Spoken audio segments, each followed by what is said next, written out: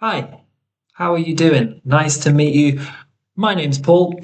I'm an English teacher, and today I want to talk to you about British sayings. As you can see, we're asking what do they really mean? You may encounter them in day-to-day life, especially if you live in the UK, so it's worth looking into. And if you can pick some of these up and use them in day-to-day life, people will be very impressed and very happy that you have taken the time. So before we begin, what I want to focus on today is sometimes things can be confusing, especially the first time that you encounter them, and certain parts of language, like silent letters, or irregular verbs, or uncountable nouns, and especially sayings that British people use and certain parts of British culture. The important thing when we encounter these things that can be confusing, first of all, it's okay to be confused. But the most important thing is to be confident and curious when it comes to investigating and trying to understand these sayings. It depends on the situation. If you're talking to a bus driver, they don't want to spend 10 minutes explaining a saying and where it comes from and when to use it. But in day-to-day life, it's okay to say, I'm sorry, I didn't understand that saying. What did you say there? Or it may be local vocabulary, maybe sayings that are only said in a certain part of the UK. But when speaking to a native speaker, as a native speaker, I can tell you we appreciate you taking the time to learn the language, but also if you want to take the time to make sure you understand us, that is appreciated as well. Never be afraid of slowing down a conversation, becoming in control to really work out what it is. What does it mean that someone said? Can you ask for other examples, ask for other situations in which you might use these sayings? That is a great way to really make sure that you understand these expressions. Okay, so that said, are you ready to begin? Perfect. Okay, so number one, here we have it. Bob's your uncle. Do you have an uncle called Bob? No? Okay, I don't either. Don't worry, you're still allowed to use this expression. Okay, this expression is in a situation where you're giving instructions, information, or even telling a story, and a few things happen, and then the thing is completed. There you have it, or job done. Okay, so if we have a look at these examples, somebody is giving directions that you need to turn left at the lights, go straight on, and Bob's your uncle, you're there. Okay, so everything's sorted, it's done, there you have it. This gentleman in particular is called Uncle Bob. He's not my uncle, he's a content creator on YouTube who does some cooking material. We're not sponsored by him, there's no link, he's just someone who's called Uncle Bob. So there you have it, Bob's your uncle. We know this expression and we're ready to go on to the next one. Let's have a look. Number two, have a look at this picture of the gentleman. How do you think he feels? How do you think he feels? Does he have a lot of energy or is he tired? So is he energetic or is he exhausted? What do you think? Brilliant. Okay, so we could say he's very tired. We could say he's exhausted. But another expression, and a very British one, knackered. He is knackered.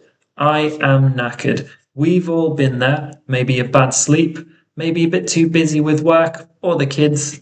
Knackered. It's not a good thing to be knackered.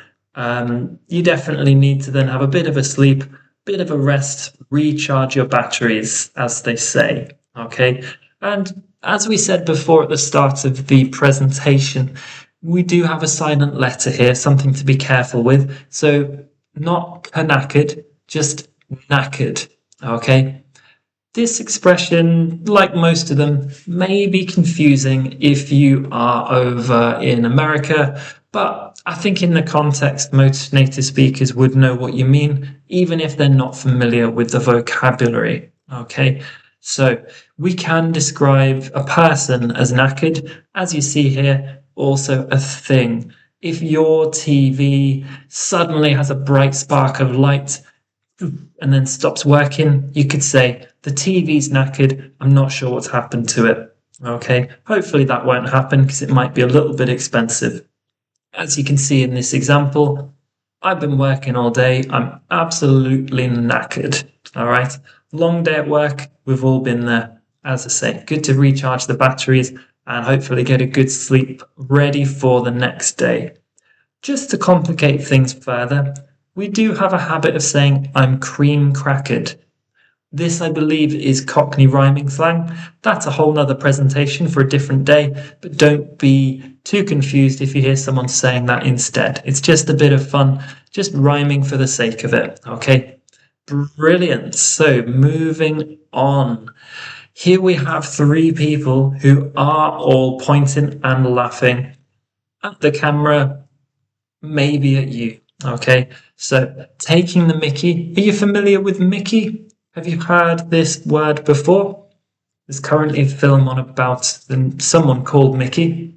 Maybe you know Mickey Mouse as well. So Mickey, like Mick, is another form of the common British name Michael. And if you're taking the mickey, what do you think these people might be doing? Okay, are they being supportive? Are they encouraging someone? Yeah, not quite. It looks more like they're having a laugh and a joke. And in this context, it looks like they're maybe making fun of someone. All right. So making fun of someone, the key point is often in a light-hearted way. All right. So maybe someone's had a little bit of a trip, hopefully not a bad fall. So some friends are perhaps maybe making a joke at that person. Fingers crossed that they haven't hurt themselves too badly. Okay. In British culture, it's quite common. We are known for our sense of humour, comedy programmes that are very famous around the world. Everybody can tell you about Mr. Bean and what he gets up to. Within friend groups, in a light-hearted way, it's quite normal to make fun out of each other and take the mickey out of each other. Okay. So an example sentence, if you feel like someone is making a joke at your expense, you could ask them, are you taking the mickey out of me? And that's a good way to express how you're feeling at the time. Okay, it's a reasonable question. Hopefully it's not happening in a mean-spirited way, which is the opposite of light-hearted. It's good to keep things light and fun, especially with your friends. Don't take the mickey out of somebody you don't know. That's sometimes a risky thing to do. And yeah, better to be respectful at all times, but especially with people you don't know. Okay, so with that life lesson, let's move on to the next saying. Tea. Very, very, very, very important to British culture. We like tea a lot and we take it very seriously. So we can see that tea is something important to British people. And that if you said that something is your cup of tea, it doesn't mean literally. We're not talking about a cup of tea that is yours. We're talking about just something that you like or enjoy. All right. As you can see here, we've got someone pouring milk into a mug of tea. And it looks to me like they're doing the right thing. They've taken the tea bag out of the water and then put some milk in. Just my own personal opinion. Never should tea bag and milk come into contact. That is bad. That is forbidden. So this person clearly knows how to make a good cup of tea. And in general, when you say something is your cup of tea, it means that you're a big fan. It's something that you enjoy. But here we have the negative form. You'd say it's not my cup of tea. The example here is reality TV isn't really my cup of tea. Do you agree or disagree with this? Okay, it's all opinions. Some people love reality TV and find it fascinating, find it very interesting to get into. For me, not my cup of tea. It's another way of saying it's not my thing. All right, so let's move on to number 5. throwing a spanner in the works. If you have an engine and it's working very well, everything is very well oiled, all the cogs are moving at the right time, the system is working, you take a spanner, this is the tool in the picture, and you throw it into the engine. Do you think that will help or hinder the engine, the way that it works? What do you think? Perfect. Yeah, it does not help. It does not help. And when we talk about plans, if something negative happens that affects the plan, call it throwing a spanner in the works. Excellent. So when talking about plans, causing a disruption or a problem in a plan, okay? It's great to plan. Sometimes something unexpected will happen, and we can call that a spanner in the works. Or the process of it happening is the thing throwing a spanner in the works. So a classic example here, we have a beautiful wedding outside, and it's going to be the best time ever. The bride and groom are having the most wonderful day, and all of a sudden there's a rainstorm, lots of rain, and it affected the wedding negatively. So it really threw a spanner in the works. Again, you see we're talking in the past, so we need the past simple. Threw a spanner in the works for the outdoor wedding. Okay, it's unfortunate. You can't always plan for everything. So we're more than halfway through now, so let's carry on. Here's a very old-fashioned saying, fairly romantic. What do you think about this one? Let's have a guess just from the words itself. If you're over the moon. If we're speaking literally, it might be quite dangerous to be over the moon unless you're an astronaut with protective equipment. But in this context, over the moon, here's a question. Have you ever felt so good you feel like you can fly? You could just take off into the air. That's great. If you have an expression that you could use in that situation is you feel over the moon. Okay. Extremely happy with the situation. So here we have someone who's got some good news. She got the job and she was over the moon when she got the job. Okay, we're in a very good mood. It's fine to say happy.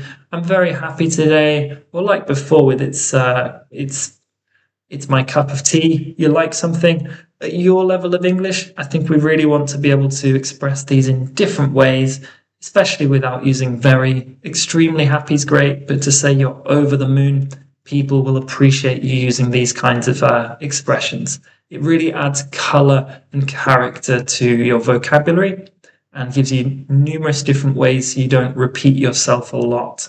All right. So I will be over the moon if you remember more than half of these sayings at the end of the lesson. That means that I've done a good job. So we will see.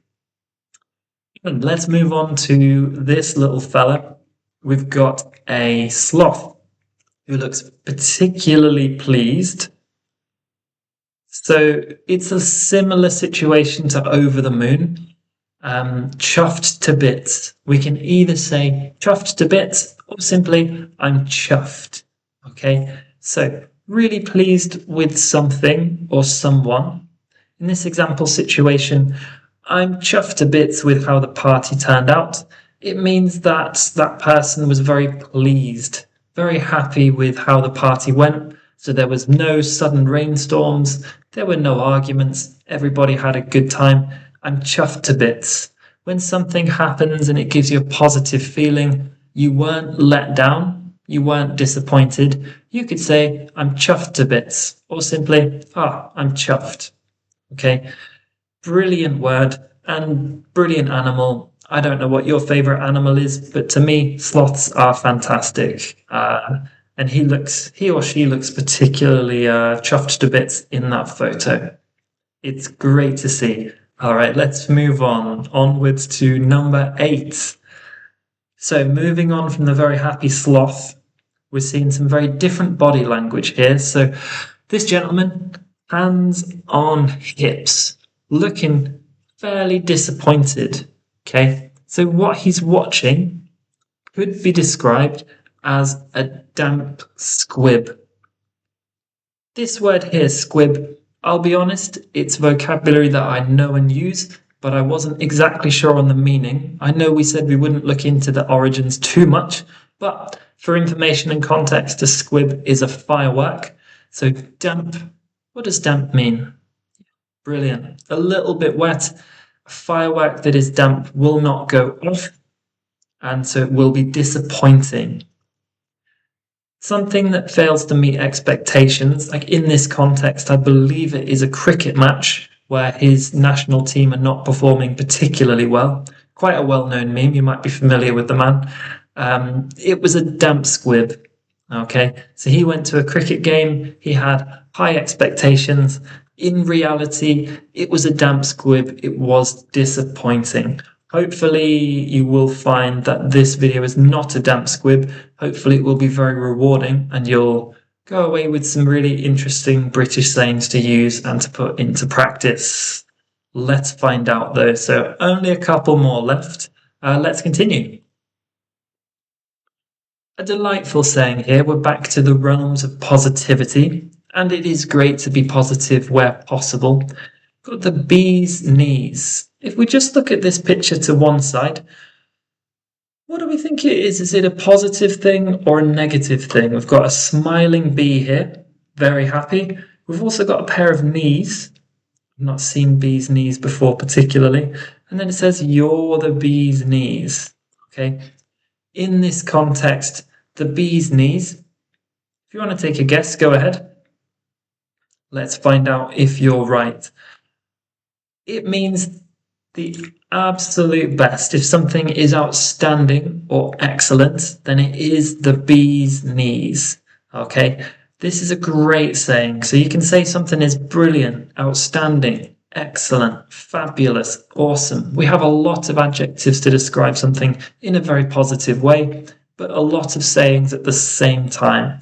So the eagle-eyed amongst you, so people with very sharp eyesight and attention to detail, will notice we are missing an apostrophe right here. Okay, so take away 1 point to whoever it is that did this.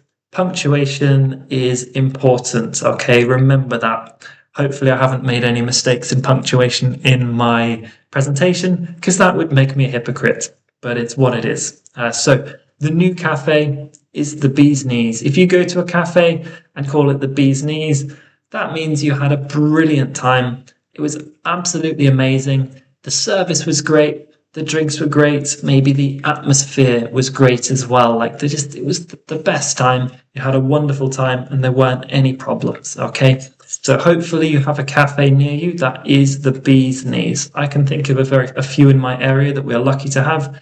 Very nice places, especially on a sunny day like this with some good outdoor spots. So, on to the last one. And this is a staple of British culture. 2 ways to say this. Keep your chin up. So we're back to body language, which is very important, but often the vocabulary that we use will use these ideas in a bit of a metaphor, so not literal speaking. If someone is having a bad time, maybe they're going through a bit of bad news and you want to say something supportive, keep your chin up is a fantastic way to do that. It's really another way to talk about holding your head up high. Body language affects how we think, affects our mentality. If you have your chest out, and chin up, it means that you're facing things, facing adversity, difficulties, but keeping a positive attitude about it. Okay, so staying cheerful is important sometimes when we do have bad news, and it's great to be able to be supportive to your friends and family. So keep your chin up. It's a good expression to have. It doesn't solve people's problems, but it's a supportive thing to say. Here we have it. I know it's tough, but keep your chin up. Good advice. So there we have it. 10 sayings. Perhaps some of them were new for you. Perhaps you're familiar with others. What we're going to do is now put these into practice. So let's see if we can guess which saying is appropriate for which situation. Okay. Can you read out the example situation for me? Great stuff. So it's a good situation to be in. Your friend cooked you a meal. It was absolutely incredible. Okay, very positive. I want you to pick one of these 4 options. So the bee's knees, a damp squib, I'm knackered, or Bob's your uncle. Remember, we will have to change the form of these as I say. They're not locked into place. We do need to make it appropriate for the situation, but which is the most appropriate? Brilliant. Fantastic. So it is the bee's knees. What would you say in this situation? Something along the lines of, thanks for that meal. It was the bee's knees. So you're very lucky to have a friend like this. If you do have someone that is a brilliant cook, keep hold of that friend, treat them nicely. Don't take the mickey too much if possible. Okay, good work. Let's move on to the next situation. And again, if you can read this one out for me. Great reading. Yeah, brilliant. So to politely decline, we often want to be as polite as possible, sometimes too polite, some people will say. That's just an opinion. But just saying no when someone invites you to an event isn't very polite. We want to provide a bit more detail, and so this is a great way to do that. So we have over the moon, throwing a spanner in the works, keep your chin up. Last but not least, it's not my cup of tea. Okay, so what do you think? I'll give you a few moments to think about this one. Remember, we're looking to politely decline.